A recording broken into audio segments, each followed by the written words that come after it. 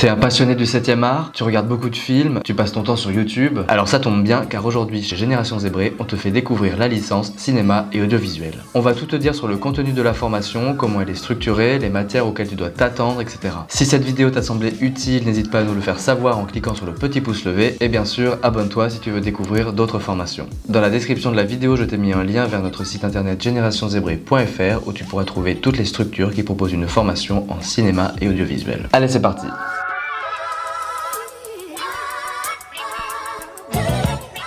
La licence cinéma et audiovisuel s'adresse à tous les détenteurs d'un bac général et s'effectue en 3 ans à l'université. C'est une formation diplômante de niveau bac+3 qui te permet d'obtenir 180 ECTS. Et à la fin, tu accèdes à un diplôme national de niveau 2 reconnu par l'État.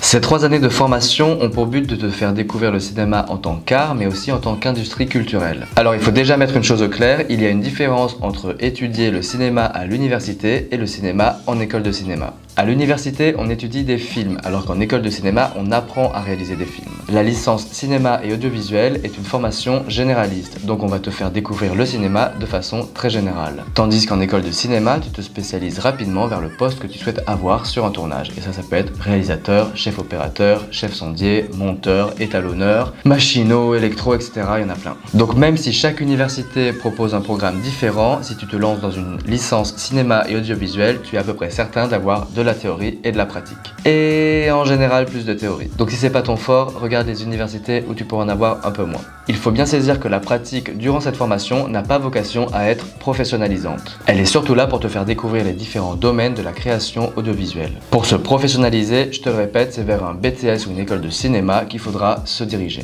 Donc je reviens maintenant vers les universités. Tu vas en avoir certaines qui vont être plus pratiques, d'autres plus théoriques, d'autres axées vers la critique, sur l'écriture de scénario, sur la réalisation, etc. Donc il est très important que tu prennes le temps de regarder le site internet de chaque fac, les cours qui y sont enseignés, que tu ailles aux journées portes ouvertes pour te faire une idée et savoir quelle université est faite pour toi.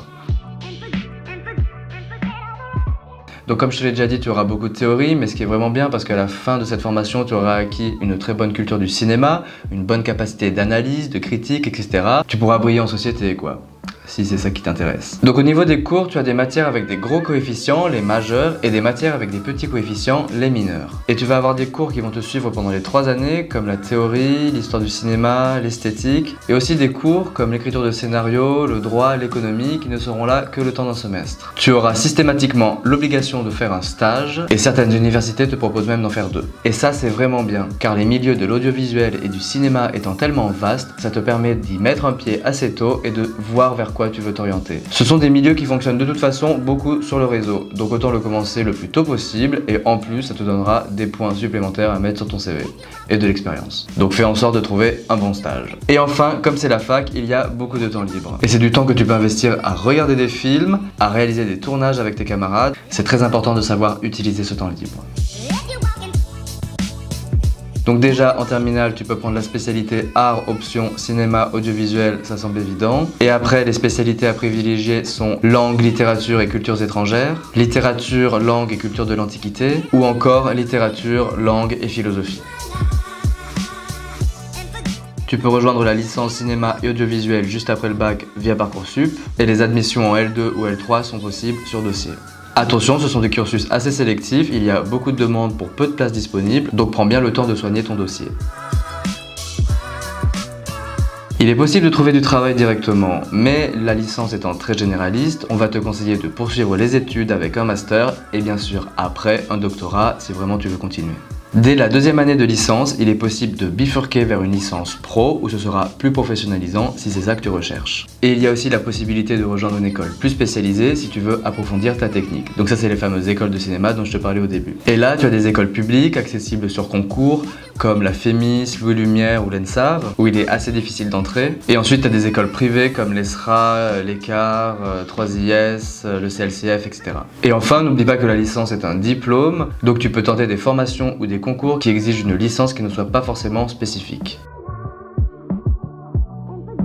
Alors les débouchés vont s'effectuer en fonction de la spécialisation qui aura été faite au master. Donc dans le domaine de la production, par exemple tu vas pouvoir devenir chargé de production, assistant de production.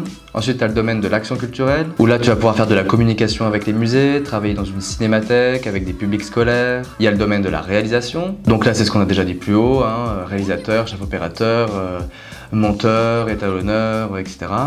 Et enfin, tu as le domaine de l'écriture, avec l'écriture de scénario, la critique de film. Et voilà, j'espère que c'est plus clair pour toi. N'hésite pas à nous poser des questions en commentaire. Et si tu sens que ces études sont faites pour toi, que tu es prêt à fournir un travail conséquent pour y arriver, alors fonce, on est de tout cœur avec toi. Et au nom de toute l'équipe Génération Zébré, je te souhaite bon courage dans tes choix d'orientation et à bientôt.